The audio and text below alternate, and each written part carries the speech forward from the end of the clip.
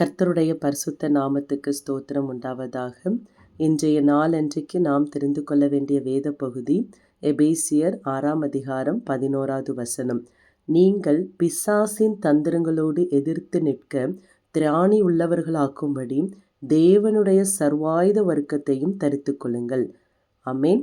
இந்த வசனத்தில் நாம் கற்றுக்கொள்ள வேண்டிய காரணம் என்னவென்றால், பிசாசின் தந்திரங்கள் என்ன அப்படின்னு சொல்லி நம்ம நிறைய நேரத்தில் நம்மளுக்கு தெரியும். எப்படி அப்படின்னா, பிசாசின் தந்திரம் அவனுக்கு ஈஸியாக டேக் பண்ணுவான். எப்படின்னா, நம்மளுக்கு என்னெல்லாம் நம்ம பலவீனமாக இருக்கிறோமோ, நம்மளுடைய உடம்பு நம்மளுடைய சரீரத்தில் என்னெல்லாம் நம்மளுக்கு பலவீனம் வருது.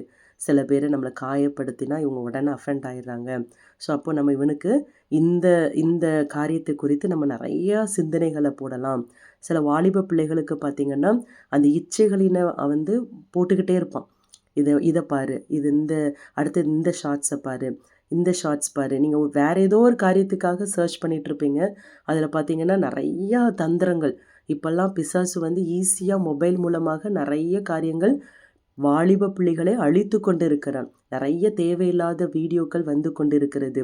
நாம் எச்சரிக்கையாக இருக்க வேண்டும். இதெல்லாம் பிசாசின் தந்திரங்கள். இன்னொன்று இடத்துல பார்த்திங்கன்னா, குடும்பத்தில் பார்த்திங்கன்னா மாமியார் மருமகள் சண்டை. இதெல்லாம் நம்ம எனக்குள்ள என்ன நினச்சிட்ருக்கோம், அவங்களுக்கு என்னுடைய மாமியார் தான் எனக்கு எதிரி, என் மருமக வந்ததுனால தான் வீடு இப்படி இருக்குது. நோ நோ நோ நோ அதெல்லாம் இல்லவே இல்லை. அது பிசாசின் தந்திரங்கள். அவன் யாரை வஞ்சிக்கலாம் என்று வகை தேடி கொண்டிருக்கிறான். அப்போது அந்த மாமியாருக்கு அந்த மருமகள் மேலே ஒரு கசப்பு வரும்போது அந்த குடும்பத்தில் ஒரு பிரிவினை வரும். அதுக்குள்ளே கணவன் மனைவிக்குள்ளே ஒரு பிரச்சனைகள் வரும். ஸோ இதெல்லாம் அவனுடைய தந்திரங்கள். இந்த தந்திரங்களை அவன் ஈஸியாக இப்பொழுது வாலிப பிள்ளைகள் மத்தியில், சின்ன பிள்ளைகள் மத்தியில், குடும்பத்தில் அவன் விளையாடு கொண்டிருக்கிறான்.